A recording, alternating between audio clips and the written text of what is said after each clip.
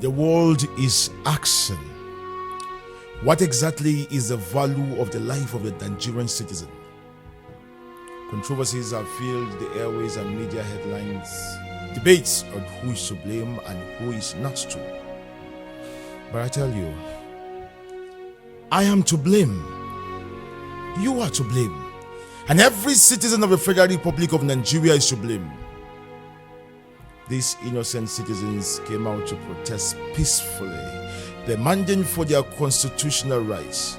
But corrupt and demonic devilish politicians infiltrated their midst through their missions and hijacked the protest, opening fire on two police officers. And the response is what we are seeing here today.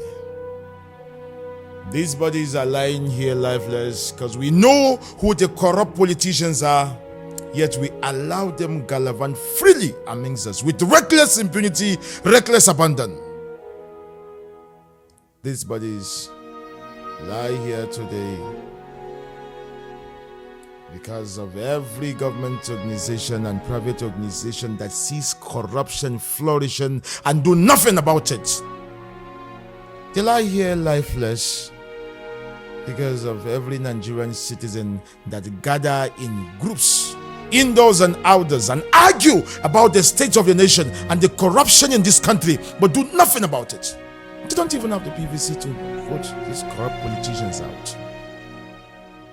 They lie here lifeless today because of every mosque and every church that gather their members in hundreds and thousands week in and week out and don't even mobilize these people to vote these corrupt politicians out. Use your PVC. Use your PVC after you prayed. Because I tell you, you can pray from now until the kingdom come, but without works, your prayers are dead. Our brothers and our sisters fed on wild plants and drink from their own urine so they can quench the thirst from the scorching sun of the Sahara while they cross in search of greener pastures. And above that same Sahara, 35,000 feet above, you have these men sitting in their luxurious jets, sipping on expensive wine and corseted in their first class seats, while they loot away our national treasury into banks in the United Kingdom.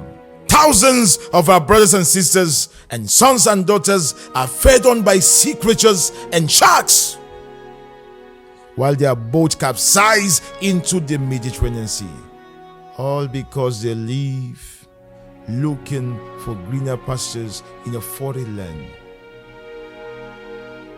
And you have these men sitting on beaches in Malaga, Malebo, feeding on food gotten from the same creatures that have for so long fed on your long-lost youthful compatriot. But today ends the reign of terror to this evil they have done, because we are joined by 200 million Nigerians home and abroad, and in one voice we say that that's far and no more. These bodies lying here, they're crying out for vengeance, but not only for themselves. They're crying out for vengeance for those who lost their lives in accidents on our horrible roads that are being commissioned to be fixed. That these men embezzle every single penny put aside for these roads. They're crying out for vengeance for the unfortunate citizens who lost their life fighting for their pensions and are gone unrewarded, and their families are left to dry. Cry for vengeance for our soldiers who lost their lives to insurgents sponsored by this devilish politics. We will not be dismayed, my fellow compatriots, because there's absolutely nothing wrong with Nigeria that cannot be fixed by what is right with Nigeria. Nigeria may have been slow, but we are not weak. We may have acted cowardly, but we are not stupid. We may have been silent, but we are not indecisive. Nigerians all over the world rise today and mourn our loss.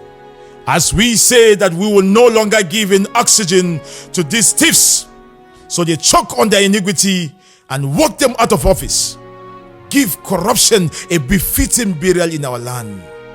And together we can build a nation, so much so that the international community will join us in saying, "O death, where is thy sting? O corruption, where is thy victory?"